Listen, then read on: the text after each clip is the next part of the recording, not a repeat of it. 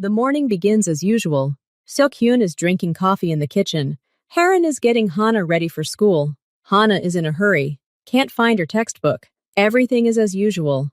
Seok-hyun goes to his office. He turns on his computer. He checks his email. He sees a new message. The sender is an unfamiliar address. Just a jumble of letters.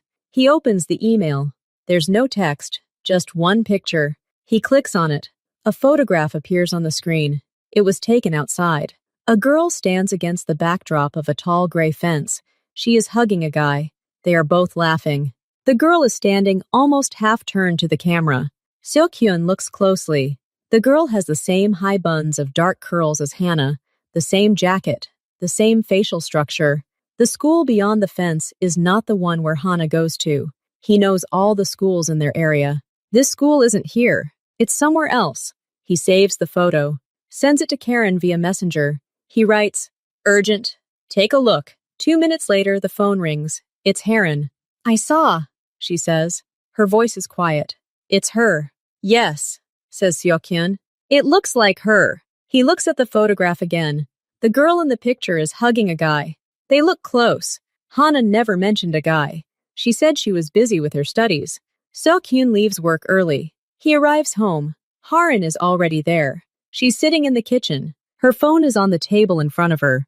The same photo is still on the screen. "She lied to us," Haran says, not looking at him. "All this time." "Yes," Seok-hyun says. He takes off his jacket. He feels a heavy, cold anger building inside him. He thought they'd been through the worst. He'd changed his life. They'd built a new home. They trusted each other. And then this. "She was skipping school," Haran says. She says it out loud, as if checking to see if it's real. "She was seeing someone. She was hiding it from us. And she didn't even try to hide it well," Seok-hyun adds. His anger is now directed at that, too. At her carelessness. At the fact that she was photographed at all. He imagines this day. Hana tells them in the morning that she has important classes, but she goes to another school to see some guy, hugging him on the street, laughing. He feels cheated. Badly. He gave her everything. He sold his business, his house, everything he had to save her, to give her a future. And she's just wasting that future on some stupid thing. "What are we going to do?" asks Haran. "Wait," says Seok-hyun. "She'll be here soon, and then we'll talk." He says this calmly, but inside, everything is seething. He has already decided. The punishment will be severe. She must understand. She must feel that trust is not a toy. Hana returns home at 6 in the evening. She walks into the apartment and drops her backpack in the hallway. "Hi, everyone," she shouts. "I'm home." She goes to the kitchen, stops at the door. Both parents are sitting at the table. They are not eating dinner. They are not talking. They are just looking at her. Their faces are serious. They are in a bad mood. "Is something wrong?" Hana asks. Her smile fades. "Sit down," Seok-hyun says. Hana slowly sits down on a chair. She looks at her mother, then at her father. "What is it?" she asks again. "How was your day?" asks Haran. Her voice is even, but somehow alien. "Fine," says Hana. "Study, then library. Everything is the same as always." "Library?" asks Seok-hyun. "Yes," says Hana. She wrinkles her forehead slightly. "What?" Seok-hyun silently picks up his phone. He finds a photo. He places the phone on the table in front of Hana. "What's this?" he asks. Hana leans over. She looks at the screen. Her face at first expresses bewilderment, then surprise. She picks up the phone and enlarges the picture. "What's this photo?" she asks. "It's you," says Karen. "Today, at someone else's school, with a guy." Hana's face changes abruptly. It turns pale. Her eyes widen. "What? No," she says loudly. "It wasn't me. I don't understand." "Don't lie, Hana." Karen raises his voice. She can't hold back any longer. "We can see it. It's your hairstyle. Your jacket." "Mom, it wasn't me. I swear." Hannah's voice trembles. She looks at the photo again. "I was at school today. Then at the library. I can even show you my notes." She speaks quickly, almost breathlessly. She looks scared. But Seok-hyun and Haran see this fear differently. For them, it's not the fear of an innocent person. For them, it's the fear of a deceiver exposed. Who is this guy? Seok-hyun asks coldly. I don't know. I've never seen him. Hana almost screams. Then why are you hugging? Haran says. You look really close in the photo. Hana looks at her parents. She sees their faces. She sees that they don't believe her. Not at all. Tears well up in her eyes. It wasn't me, she whispers again, but quietly this time. Without hope, Seok-hyun takes the phone from her. He looks at the photo, then at his daughter. You don't leave the house for the rest of the week, he says clearly. No phone, no internet. You go to school and come straight back. Understood? Hana simply nods. Tears stream down her face, but she doesn't wipe them away. She stands up and silently goes to her room. The kitchen is silent again. Seok-hyun and Harin are sitting at the table. They have just punished their daughter. They think it was right. They think she deserved it. They don't doubt the photograph. Not for a second. The next morning, Seok-hyun wakes up first. He goes straight to the kitchen, but doesn't start making breakfast. He waits. Hana emerges from her room. She's wearing her school uniform. Her eyes are lowered to the floor. Good morning, Haran says quietly. Hana doesn't respond. She simply nods. Phone, Seok-hyun says, holding out his hand. Hana freezes for a second. Then she slowly takes her smartphone out of her jacket pocket. She places it in his palm. Seok-hyun takes out of the card, breaks it in half, and throws it in the trash. He leaves the money in the wallet and hands it back to her. This should last you until the end of the week, for transportation and lunch at school. Nothing else. No cafes, no shopping. Karen watches silently. I'll check. Hana just stands there, looking at the floor. She's not crying. She's not even protesting. She's simply accepting it all. Her face is expressionless. The whole day passes in silence. Hana goes to school. Haran tries to do chores around the house, but can't concentrate. Seok-hyun goes to work, but can't work either. His thoughts are at home. That evening, Seok-hyun returns early. He walks into the kitchen, where Haran is preparing dinner. What are you cooking? He asks. Rice and stewed vegetables with chicken, she replies. Cook it for Hana. You and I aren't having dinner here. Haran looks at him questioningly. We're going to a restaurant, Seok-hyun says. The one on the embankment. And Hana? Hana is having dinner here, alone. Karen starts to object, but then stops. She understands his intention. This is part of the punishment. This is a lesson. They are getting dressed. Hana is sitting in her room. She hears them getting ready. She goes out into the hallway. Where are you going? She asks. We're having dinner out, Seok-hyun says, not looking at her. Your food is in the kitchen. You're staying here. Hana watches them. She sees her mother adjusting her dress. She sees her father checking the car keys. They leave without another word. The door closes. Hana goes into the kitchen. There's a plate on the table. It contains plain white rice and steamed vegetables with chicken pieces. It's healthy food. But this isn't dinner at a restaurant on the waterfront. She sits down and eats in silence. All she hears is the ticking of the clock. She understands this lesson. She understands it very well. She lied, and now she is not with them. She is not in their world. Her place is here, alone with a plate of simple food. The next morning, Seok-hyun stands at the front door. He holds a small bus pass. Taxis won't come for you anymore, he says, handing over the ticket. Take bus number 107 to school. It stops across the street. Take the same bus back. Hana silently takes the ticket. She puts it in her pocket. They leave the apartment together. Seok-hyun gets into his car. Hana walks to the bus stop. She stands there for 10 minutes. Other people are standing around her. An elderly woman with a bag, younger school children, and a man in overalls. The bus pulls up. It's old and noisy. She expected her mother to stand up for her, to be on her side. But her mother silently agreed with her father. For Hana, this became a second betrayal. She doesn't scream or make a scene. Her hatred is quiet and heavy. It's like a stone she carries inside. She feels it every morning when she wakes up and every night when she goes to bed. His thoughts return again and again to that photograph. He opens it on the large computer monitor. He looks at it for the 100th time. Here is Hannah's face. Here is her smile, which he almost doesn't see now. Here is this guy. Here is someone else's school fence. His gaze wanders aimlessly over the image, over the girl's jacket, over her jeans, over her hands. The girl is hugging the guy, her right hand resting on his back. The hand is in the daylight. Seok-hyun suddenly squints. He leans closer to the screen. On the inside of the girl's wrist, just above the cuff of her jacket, there's a small spot. Dark. He zooms in. The image becomes grainy, but the spot turns into a drawing. A small but clear tattoo. Some kind of bird. Or a flower. It's hard to make out, but it's definitely a tattoo. Seok-hyun freezes. He knows exactly what he has. Hana doesn't have tattoos. She never had any. She was even afraid to get earrings pierced back in the day. He remembers that. He quickly flips through the last few months in his memory. Summer, she wore short-sleeved t-shirts. He saw her arms. Nothing there.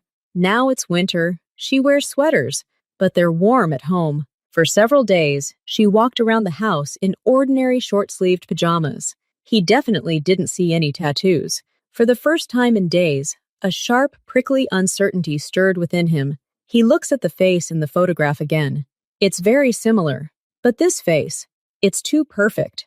Like a mask. The next morning, Seok-hyun doesn't go to work. He goes to the office of the man who used to handle his document verification and digital security. He's not a criminal expert, just a very good IT engineer. He shows him a photo on his phone. I need to know if this is a real photo or not, if it has been altered. The man takes the phone and looks at it. We can do an analysis. It will take a couple of hours. Leave the file. Seok-hyun emails him the original file. Then he sits in the next room and waits. He can't think of anything. He just waits. The hours tick by. 3 hours later, the specialist calls him back. The photo is edited, he says bluntly, looking at his computer screen. And very high quality. See? He points to the screen. On one side is the girl's face from the photograph. On the other is Hana's face from her school photo from last year. The lines match almost perfectly. Your daughter's face was taken from another photo and superimposed on another girl's body. Here, along the hairline and neck, you can see a microscopic seam. It's invisible to the naked eye, but the software picks it up. Both the body and the background are original, but the face is an insert. Seok-hyun listens and feels the ground slip out from under his feet. Are you sure? 100%. It's a montage. Good work, but a montage nonetheless. Someone deliberately set up your daughter. Seok-hyun thanks him, pays, and goes outside. Someone superimposed your face on another girl. We were wrong. Hana is silent. She looks at them, her expression unchanging. We were wrong, Seok-hyun says. It's hard for him to say the words. He's never apologized to anyone. We should have believed you. We ask for your forgiveness. The silence in the room seems echoing. Hana looks from her father to her mother. You're asking for forgiveness, she finally says. Her voice is even, emotionless. Yes, Karen says, tears streaming down her face. Please forgive us. Hana stands up slowly. She goes to the window and looks out at the street. Then she turns to them. Okay, she says. You apologized. Now what? Will you give me my phone back? Will you give me my money back? Will you let me take taxis again? Seok-hyun says quickly. That's not what I mean, Hana interrupts. She looks at him directly. The ice in her eyes melts a little, but something else appears there. A deep, mature weariness and pain. I'm not talking about things. Will you regain my trust? What was? Will you trust me again? Or will the next time someone sends you some paper, you'll think I'm lying again? Her question hangs in the air. It's spot on. Seok-hyun and Haran understand that getting the phone back is easy. Regaining trust is the hardest part, and they don't know how. They stand before their daughter, speechless. They've just destroyed what they spent years building, and now they have to start over. A week passes. The relationships in the house are fragile, like thin ice. Seok-hyun and Haran are trying. They returned Hana's phone and card. They talk again at dinner, but there's no trust. It's broken, and it can't be easily fixed. One day, Hana returns from school earlier than usual. She's carrying not only her backpack, but also a white envelope with the school's official seal. Her expression is strange. Not angry, not sad, empty. She silently places the envelope on the kitchen table in front of Seok-hyun and Haran, who are just drinking tea. What's this? Asks Haran. Read this, Hana says quietly, and walks over to the window, turning her back. Seok-hyun opens the envelope. Inside is official letterhead. A letter from the school principal. He scans the lines. His expression first expresses confusion, then tension, then anger. They're expelling her, he says, his voice unnaturally even, citing systematic absenteeism and immoral behavior that brings the school into disrepute. The reason they're expelling her is because of those very same photographs. Karen snatches the letter from his hands. She reads it, her lips moving. Then she looks up at Hana. They couldn't. We explained it was a forgery, she exclaims. I tried, Hana says without turning around. Her voice is muffled by the glass of the window. They told me the decision had been made and was not subject to discussion, that the facts were there. She turns around. There's no surprise on her face, only a deep, mature weariness. I got kicked out, she says simply. Seok-hyun acts immediately. He's not angry at Hana. His anger is now directed at the school, at the system. He calls the principal. He has a personal number. The principal picks up the phone, his voice polite, cold. Lee Seok-hyun-si, I understand your indignation, but the decision of the faculty council is final. We cannot keep a student involved in such a scandal within the school's walls. The school's reputation. Reputation? Seok-hyun interrupts. You're expelling my daughter based on a fake. I'll provide you with an expert opinion. We considered the assumptions you provided. He knocks on one door, then another. Everywhere. Polite refusals. Formal replies. No one wants to get involved. No one wants to help. Every door slams shut in his face with a quiet, bureaucratic click. He returns home late. This is someone's deliberate work. Someone really wants Hana not to study in the city. The next day, Seok-hyun calls his former assistant Jin. He's been working in the legitimate construction business for a long time, but he still has connections and ears. Jin, I need to know, who could be pressuring private schools to expel a student? Who has that kind of influence? Jin is silent for a moment. Boss, wait, I'll call you in an hour. An hour passes. Jin calls. I have information. Do you remember John? Min Seok? The one whose gambling club you once shut down and whose brother went to jail? Seok-hyun remembers. An old story. Fierce competition. He played by the rules of the street back then, and his opponent lost, losing his business and face. What, is he back? Not quite. He's seriously ill. He barely leaves the house, but he still has a huge amount of money and a vengeful streak. He's invested large sums in several elite private schools and 2 prestigious universities in the city. He's not just a sponsor. He's an influential figure on their boards of trustees. If he gives the order, his word is law. Seok-hyun understands everything. An old, sick enemy who can't fight himself has found a way to strike, where it hurts most, his daughter. He didn't mess with Seok-hyun. He simply decided to destroy his child's future. It's sophisticated, it's vile, and it's completely legal. Karen tries to take action herself. She takes Hannah's documents and starts calling other good schools in the city, private ones, with a good reputation. First school after talking with Karen asks for documents. A day later, he receives a polite refusal. Unfortunately, all the spots are full.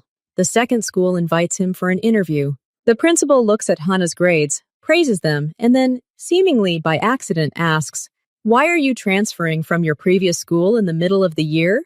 Karen honestly explains the situation with the photographs.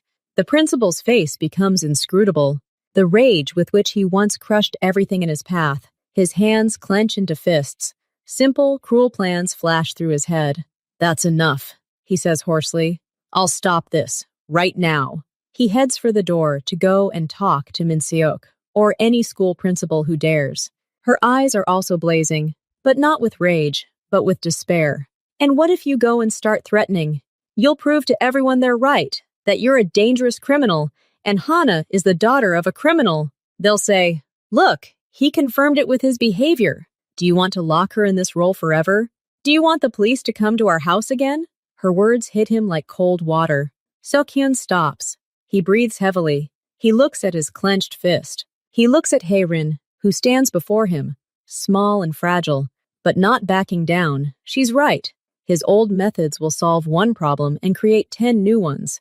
They will bury any future for Hana. They will return him to the world he worked so hard to escape. He lowers his hands. The rage fades, leaving behind a bitter, helpless impotence. "Then what should we do?" he whispers. The door to the living room opens quietly. Hana stands in the doorway. She heard their entire conversation. Her face is calm. I know what to do, she says quietly but clearly. Both look at her.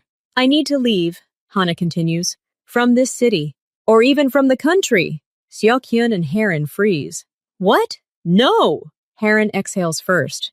Why? Seok-hyun asks, but there's no protest in his voice anymore, only weariness. Because there's no way for me here anymore, Hana explains simply. She enters the room and sits down opposite them. My name has been tarnished here. Even if you find some school in a remote area, rumors will spread there too. Min-seok will be watching. He won't stop. And I don't want to feel those stares on me for the rest of my life. I don't want you to bang your heads against the wall every day because of me. She speaks surprisingly maturely, without hysteria. She's simply analyzing the situation. There are boarding schools abroad, or in other cities far from here. No one there knows me or our history. I can start over, get a proper education. And you? You'll stay here and not be constantly fighting. We won't let you go alone, says Karen, fear in her eyes. Mom, I'm almost 17, Hana says softly. Not alone. I'll be in a safe place. At a good school. It will be better for everyone. It will break this cycle. Min-seok isn't taking revenge on me. He's taking revenge on you through me. If I'm not here, his revenge will be meaningless. She looks at her father. She sees in his eyes the same pain as her mother, but also understanding. He, a strategist, sees the logic in her words. This is a difficult, bitter decision, but it may be the only way out, Seok-hyun says flatly, his voice firm but not loud. We just found each other. He can't finish. We won't let you go. We'll find another way. Hana looks at them, at her father, who is ready for anything but afraid to step back into his past, and at her mother, who is ready to burn herself to death, protecting her. She loves them for it, but that's precisely why she must leave, to protect them.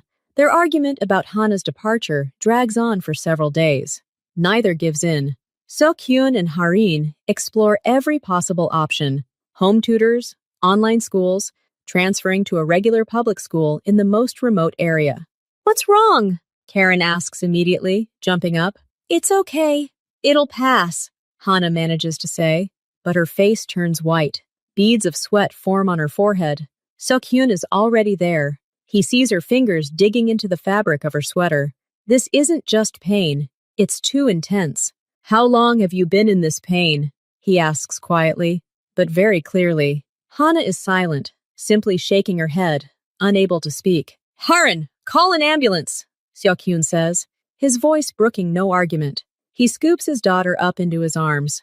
She's light, and he feels her body tense with the spasm. Later, at the hospital, after the injection has relieved the acute pain and Hana falls asleep in her room, the doctor talks to her parents in the hallway. She says she's been experiencing similar pains, but weaker, for the past few months. Why didn't they seek help sooner? Seok-hyun and Haran look at each other in horror. The past few months. Months of arguments, mistrust, expulsion. She silently endured the pain while they dealt with their adult problems. Guilt washes over them with renewed, unbearable force. And it doesn't offer any guarantees. There are clinics abroad, in Germany, Switzerland. There, they have specialists and experimental but effective methods. The treatment is lengthy, complex, and very, very expensive. How much? Seok-hyun asks in one word. The doctor names the amount. First, the figure for a year of treatment, then the approximate total cost of the entire course, which could stretch over several years. The bill runs into the millions of dollars. The air in the office grows thick. Haran stops breathing. Seok-hyun looks at the figures the doctor has written on a piece of paper. He's still a rich man, but he doesn't have that kind of money in cash. Not even he. His new, modest business doesn't have that kind of money. That amount requires selling everything. They return home from the hospital. Hana was discharged with a pack of medications that only relieve symptoms. She is weak and quiet. They put her to bed. Seok-hyun gathers Haran in the living room. He doesn't sit. He stands in front of her. We're selling everything, he says. His voice is completely calm, without a drop of doubt. This house, the cars, my shares in the business, all the securities, everything that can be sold. But that's all we have, Heron says weakly. Our future, your business. Our future is her, Seokhyun interrupts. He gestures towards his daughter's room. Without her, there is no future, no home, no business. The money for her treatment is the only goal now. The only one. Everything else doesn't matter. He doesn't say this as a proposal. It's a sentence and a decision. The same steely determination burns in his eyes as it did when he was building his empire. But now this determination is aimed at salvation, not conquest. Karine looks at him and understands there's no point in arguing, and she's ready for anything herself. She nods, squeezing his hand. Okay, we'll sell everything. The house has been listed for sale for only 2 weeks. They find a buyer. They need the money urgently, so they agree to a price slightly below market value. On moving day, the house is empty. The furniture has already been removed or sold. Only suitcases containing the bare essentials remain. Hana slowly walks through the empty rooms. She enters her former bedroom. It now has bare walls, dusty marks from the shelves and bed. A forgotten hair tie lies on the floor. She picks it up and squeezes it in her palm. She's not crying over the loss of her room or her treasured possessions. She's crying over a heavy, suffocating feeling of guilt. Over the thought that she's the cause. He sells his cars, both company and personal. He doesn't haggle. He needs money fast. Buyers, aware of his situation, lower the price. But he agrees. Every check, every transfer, immediately goes into a special medical account. One evening, he brings Karen a small box. These are your jewelry that I gave you, he says, and my watch. They can be sold too. They move into a rented 3-room apartment on the outskirts. It's old, with worn linoleum and simple furniture from the landlord. After their luxurious home, everything here seems small, dark, and shabby. The first thing they have to do is fire the housekeeper and cook, who have worked for them for many years. Now Karen does everything herself. She mops the floors, vacuums, and washes clothes in a washing machine that's noisier than their old one. She stands at the stove and learns to cook simple, inexpensive, but nutritious meals, because Hana requires a special diet. Seokhyun helps her. He never did that before. Now he washes the dishes, takes out the trash, and goes to the market for groceries. He studies prices. He buys not what he wants, but what he needs and on sale. They're learning to live in a new way, without the help of servants, without the comforts they've become accustomed to, without unnecessary movements and expenses. Every penny saved is an extra minute for Hana at the best clinic. In the evenings, tired, they sit on an uncomfortable sofa in a small living room. Han's Heron is covered in water and detergent. Seokhyun's back aches from the unfamiliar work, but they look at each other. It's hard for them, but they're together, and they have a goal. It keeps them afloat. The apartment is on the 4th floor of an old building. There's no elevator. They walk up, carrying their suitcases. The door creaks open. Inside, it smells of dust, old wallpaper, and someone else's home. The rooms are small. The living room is so cramped that the sofa and table almost touch. The kitchen is narrow, with a stove darkened by time. The windows overlook a busy street. From below comes the constant hum of cars, buses, and the occasional shout. After the quiet, green neighborhood where they used to live, this din is deafening. Hana stands in the middle of her new room. It's slightly larger than a closet, with room for just a narrow bed, a small table, and a chair. She places her backpack on the bed and looks out the window. The view is of the neighboring gray house and a patch of sky. Seokhyun checks the plumbing. The water is running. The lights are on. Haran starts dusting the shelves. They begin to settle into the space in silence. It's cramped. It's noisy. There's no comfort here. But this is a roof over their heads. This is their new temporary shelter, while they're being treated. In a week, they're flying abroad. The clinic is in a quiet suburb. Everything around is clean, sterile, and very quiet. This silence is more frightening than any noise. Khan is being prepared for her first procedure. It's complicated. An infusion of potent medications. The nurse explains that there may be pain, nausea, and severe weakness. Hana is changed into a hospital gown and laid on a bed in the procedure room. An IV stand stands nearby. The doctor finds a vein in her arm. A needle pricks. Hana squeezes her eyelids shut. Seo-kyun and Harin stand on either side of the bed. They're wearing disposable gowns. Each takes Hana's hand. Her fingers are cold and clinging. The medicine begins to enter the bloodstream. A few minutes pass. Hana suddenly tenses. "Mom!" she calls quietly. "It hurts." The pain isn't sharp, but heavy, spreading throughout her body. Her breathing becomes ragged. Harin squeezes her hand tighter, stroking her hair with his other hand. "Hold on, sunshine. We're with you. We're here." So-kyun doesn't say anything. He simply holds her other hand tightly, his thumb tracing her knuckles. His face is focused, stony, but his gaze is fixed on her face. He watches every change. The procedure lasts a long time. Hana quiets down, then moans again from nausea or spasms. She carefully serves her broth and bits of soft food. Seo-kyun helps her turn over in bed and adjust the pillows. He brings her a glass of water and holds it while she drinks through a straw. One morning, Hana feels dizzy when she tries to sit up. Seo-kyun, without a word, simply scoops her up in his arms, just like he did years ago, and carries her to the bathroom. He holds her lightly but confidently. Hana, so grown up and independent, rests her head on his shoulder, just like she did when she was a child. She feels ashamed of this helplessness, but she has no strength to resist. In these moments, through the pain and weakness, she sees their love, not the kind expressed in words or gifts, but absolute selfless love. Love that acts, love that endures, love that washes, feeds, carries in its arms, silently keeping vigil by the bed. They gave everything they had, and now they give all their strength, every day, without reserve, for her. She sees it, and this sight simultaneously hurts and gives incredible quiet strength. A month passes. The money is disappearing at a terrifying rate.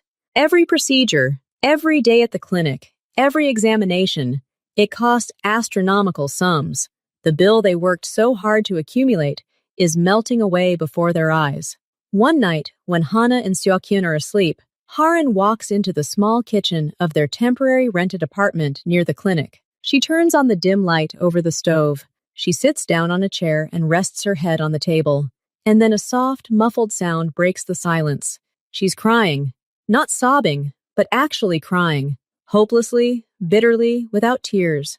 More like a moan. Her body shakes. She clenches her fist so hard her nails dig into her palms. It's not just fatigue that torments her. It's a primal, all-consuming fear. Fear that the money will run out before the treatment is effective. Fear that they've spent all this time in vain. That they'll be left with nothing. No home, no money, and worst of all, no health for their daughter. That she, as a mother, failed. She failed to protect. She doesn't hear the door open. She doesn't hear the quiet footsteps. She feels only a heavy, warm hand on her shoulder. Seo-kyun stands over her. He's not sleeping. He can't sleep either. He peers into her face in the dim light, sees the despair she'd so carefully hidden during the day. He doesn't say, "Don't cry." He doesn't say, "Everything will be okay." He knows those words are meaningless now. He just stands there. Then he gently wraps his arms around her, pulling her close. She presses her face into his plain t-shirt, and her quiet sobs become a little louder. He doesn't move. He just holds her, firmly and silently, allowing her to cry out all the pent-up horror and helplessness. He is her rock now, just as they both are a rock for Hana. And in that silent embrace, there is more understanding and support than any words could ever offer. Weeks pass, similar to each other. The treatment shows weak but encouraging signs. Hana's test results are gradually improving. The pain is less frequent. She's gradually gaining strength. But every new day at the clinic, every drop of medication, is like a number on her bank statement. One morning, while they're having breakfast in their small apartment, Seo-kyun's phone vibrates. An unknown number. He goes out onto the balcony to answer it. "Hello?" A manager from the bank, where the medical account is opened, is speaking. A polite male voice introduces itself. "I'm calling about the balance. How much is left?" Seo-kyun asks bluntly. The banker names the amount. It's equivalent to the cost of one final scheduled procedure. She believes they're on the right path, and they know that path is about to end because the money has run out. There's nothing left to sell. There's nowhere to get it from. Seo-kyun can't sit idly by. He starts exploring all sorts of options, loans, credits, charities, but the sums are too large, and the time is too short. One of his oldest, most trusted contacts, who had helped him with information before, calls him in the evening. Seo-kyun see, I found out something. It's about that person we were talking about John. Min-soke. What's wrong with him? He's here, in the same country, in a private clinic on the other side of town. His condition has deteriorated sharply. He needs a transplant. Not a kidney, not a liver. We're talking about rare tissue, a complex operation. Finding a donor is almost impossible. A match is 1 in a million. Seo-kyun listens, and the gears in his head start clicking. The old cold calculation that once helped him build an empire is now working to save him. What parameters exactly? He asks. Blood type, Rh factor, HLA typing. The list is long. The doctors say the chances of finding a compatible donor, especially one who's willing, are practically zero. He's on the machine. Without surgery, it's the end. Seo-kyun thanks him and hangs up. He stands by the window, looking out into the night. Fate's enemies have brought him and Min-seok together in the same country, in a similar situation, a desperate fight for life. Only Min-seok has money, but no donor. And he has his own body, and a desperate need for money. The next day, Seo-kyun tells Hae-rin he's leaving for the day to attend to urgent financial matters. He finds a private lab in another part of the city. He doesn't use his real name. He pays cash for a full package of tissue compatibility tests, the HLA typing, and everything else needed for a potential donation. The procedure is simple. Blood is drawn. He sits in a chair and watches as dark blood fills test tubes. He thinks about Hana, about how her blood has been drawn dozens of times over the past months. Now it's his turn. The results are due in 3 days. These 3 days are the longest of his life. He paces the apartment, pretending to read medical reports, helping Hana, but inside, everything is frozen in anticipation. On the 4th day, he returns to the lab. The doctor, an elderly, serious man, invites him into the office. The results are incredible, the doctor says, looking at the computer screen. A complete match for all key antigens. I've seen this happen only a couple of times in my career between siblings. You are the ideal, one might even say unique, donor for a recipient with such a profile. Seo-kyun exhales slowly. He doesn't feel joy. He feels cold, pure clarity. This is the way out. The only one. He knows for whom he is the ideal donor. He has no doubt. Thank you, he says to the doctor, taking the printout of the results. This is what I need. He finds the clinic where Min-seok is being treated. It's a palace-like building surrounded by a park. There's security. He doesn't try to force his way in. He approaches the reception desk, gives his real name, and asks to be told to speak to Mr. Jungwoo. Min-seok said that Lee and Seo-kyun would like to talk to him about donation. An hour later, he is escorted to a luxurious apartment on the top floor. Min-seok lies on a large bed, entangled in wires and tubes. I am your donor. A complete match. Min-seok looks at the envelope, then at Seo-kyun with silent amazement. Then understanding and contempt flash in his eyes. Ah, I see. Money. Your daughter needs further treatment, right? Takes.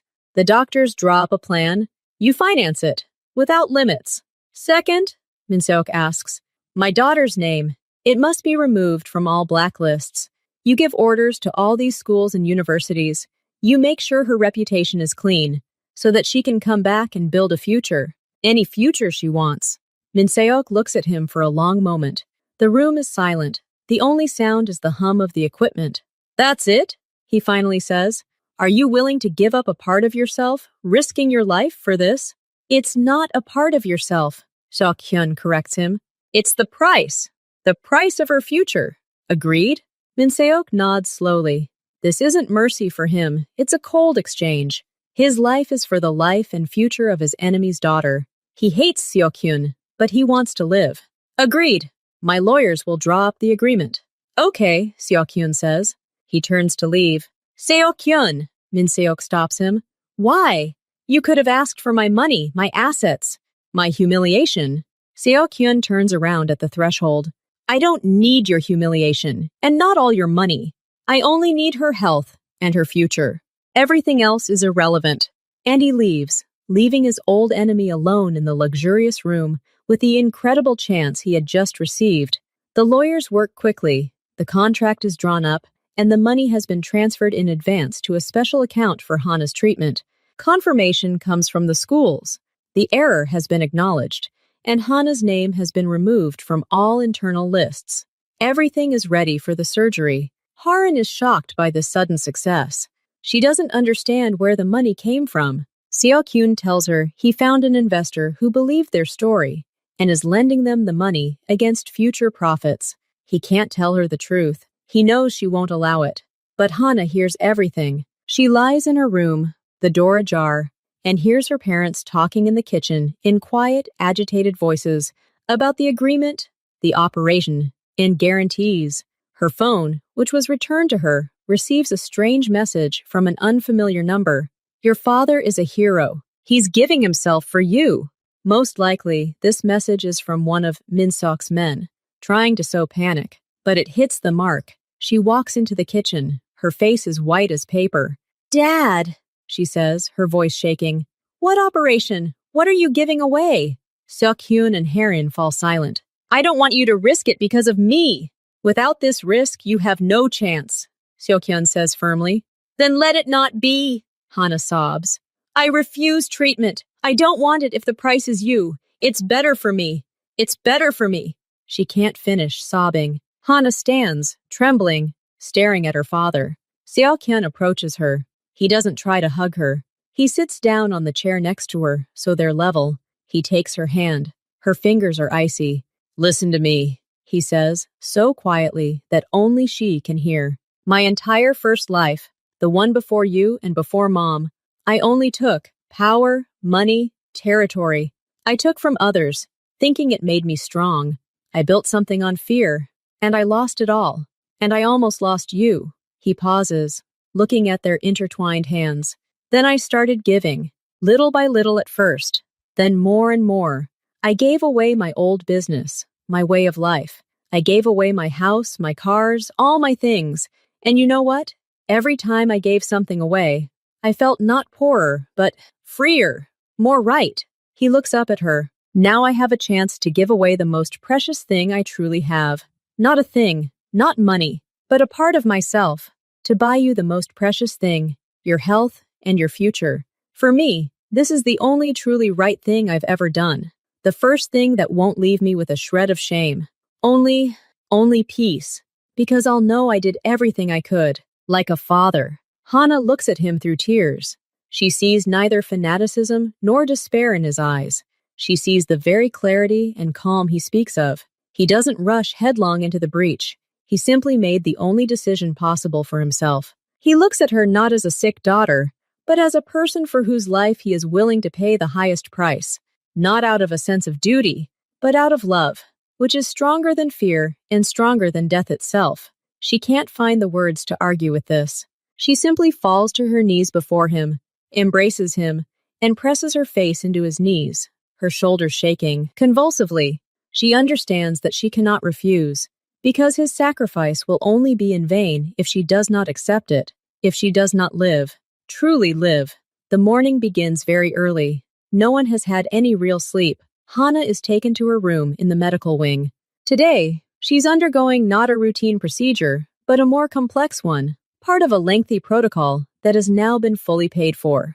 Seo-kyun is escorted to another wing, the surgical wing. He needs to undergo final preparations for the donation. The surgery is complex, but the risk to the donor, the doctors assure, is minimal. Haran kisses him quickly, dryly on the cheek. She can't speak. He simply nods at her, his face calm.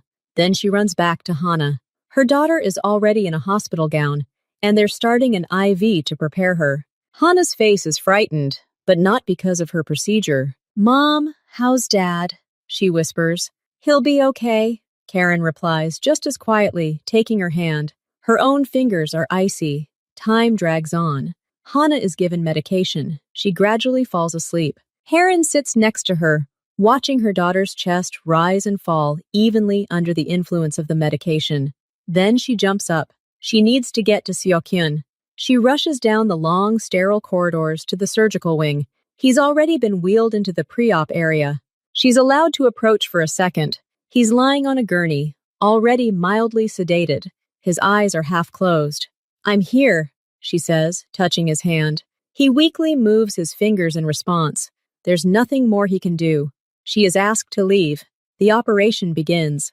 Karen is left alone in the empty white waiting room. She can't sit still. She paces from wall to wall. Her thoughts are torn in two, one where Hana lies under an IV, the other, outside the operating room door, where they are taking from her husband part of what will make their daughter's future possible. She feels utterly helpless. All she can do is wait. Every half hour, she runs from one wing to the other. To Hana, everything is stable. The procedure is going according to plan. To Seokyun's operating room, everything is proceeding. There are no complications. She is like a metronome, measuring the time between the two most important people in her life with her heartbeats. She doesn't eat, doesn't drink. She just waits. This is her job today. Seokyun's surgery ends late that night. He's transferred to the intensive care unit for observation. Everything went well. The donor material was successfully retrieved. The doctors are pleased. Hana's procedure was completed early. She was transferred to a regular ward. She was in a deep, drug-induced sleep. Karen remains between the two wards. Finally, in the early morning, she falls asleep in a hard chair next to Hana's bed, holding her daughter's hand. Hana is the first to wake up. She slowly opens her eyes. "We're on the right track. The crisis is over. The prognosis is now very good." Hana listens, but her thoughts are elsewhere. She nods, but then asks, "My father?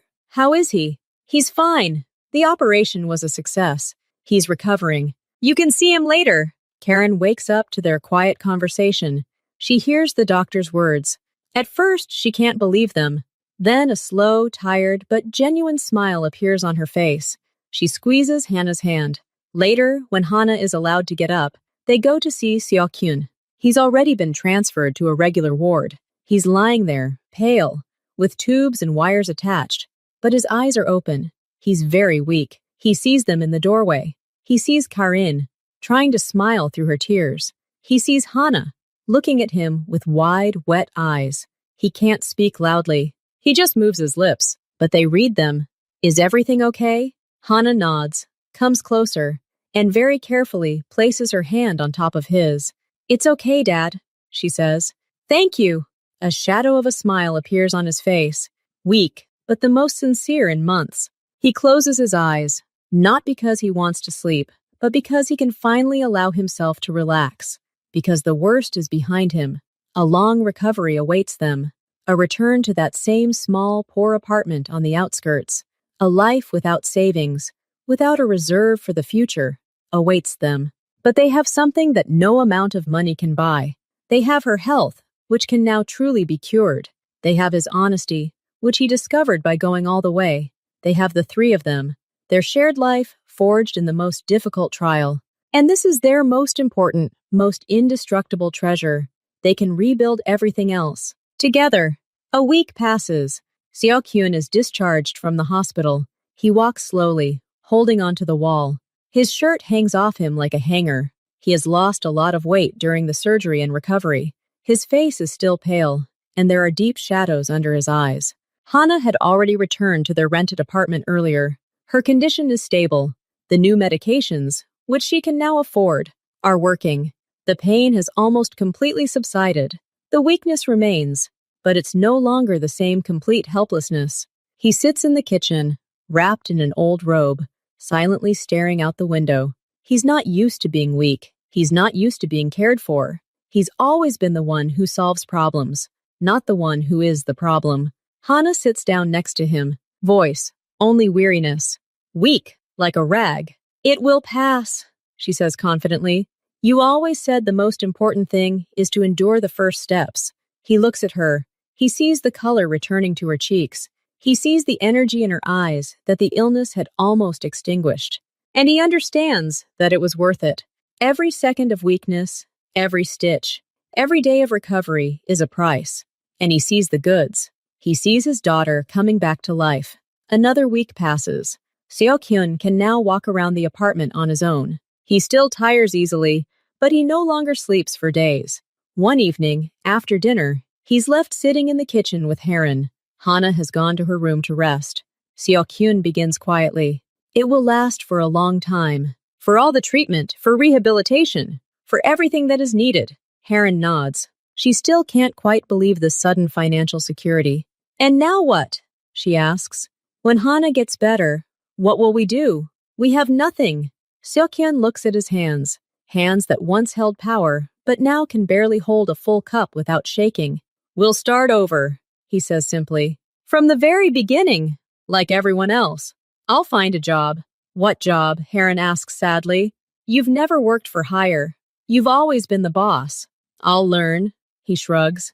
I'll do something, a driver, a loader, a security consultant at a store. It doesn't matter. The main thing is that it's honest, and that it's enough for rent and food. Karen silently takes his hand. She feels how his skin has changed, how his bones have become visible. But there's no despair in his words. There's the same steely determination, but now it's aimed at a simple, honest goal. To feed his family, not to conquer the world, but simply to live. A few days later, a letter arrives. It's official, addressed to Hana. It's from the education department of their hometown. The letter states that due to the discovery of an error and inaccuracy in previously provided information, all restrictions against Hana have been lifted. She is offered the option to return to her previous school or choose another one. An apology is offered. Hana reads the letter, sitting at the kitchen table. Then she hands it to her parents. She doesn't jump for joy. She just looks at them. So it's over? She asks quietly. That part, yes, says Seo-kyun. You're free. And you? She looks at her father. You're free? From him? From this deal? Seo-kyun understands what she means. About the operation. About Min-suk. The operation was a success, he says. For him, too. According to the agreement, our obligations to each other are complete. He paid. I gave it to him. It's even. We don't owe him anything anymore. And he doesn't owe us anything either. Hana looks away. She still can't fully accept the thought that a part of her father is now in the body of the man who wanted to destroy it. But she sees the calm on Seo-kyun's face. For him, this is truly a closed chapter. A transaction. The most important one in his life. A month later, Hana undergoes another comprehensive examination. The doctors are relieved. The disease hasn't completely gone away. It's chronic, but she's in deep remission. Active inflammation has been controlled.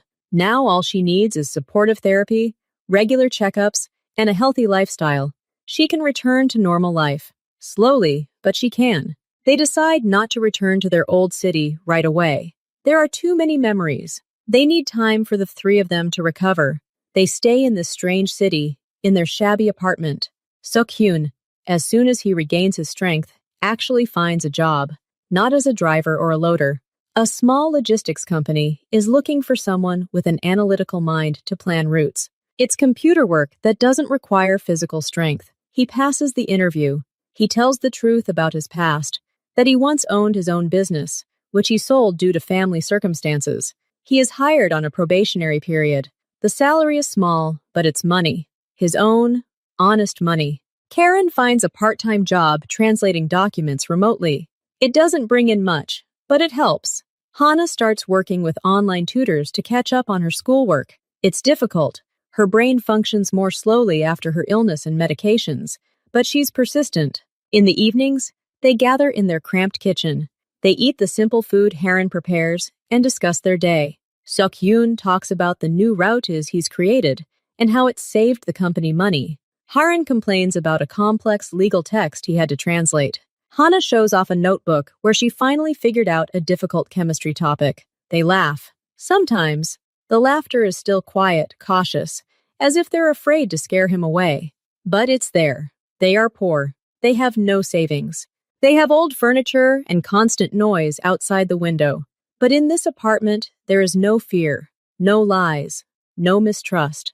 These are three people who have been through hell and brought back only the most important thing, each other. One evening, Hana says, I think I'll try going back to school next semester. Not my old one, maybe the one nearby. Seo-kyun and Haran look at her. Are you sure you're ready? Haran asks. I am, Hana nods. I don't want to hide anymore. I want to live. Just live. Seokhyun looks at his daughter silently. Then he nods. He doesn't say, I'm proud of you. He says, okay, we'll find a good school here. This is their new life. Not rich, not easy, but shared. Every day is a step forward, a step they take together.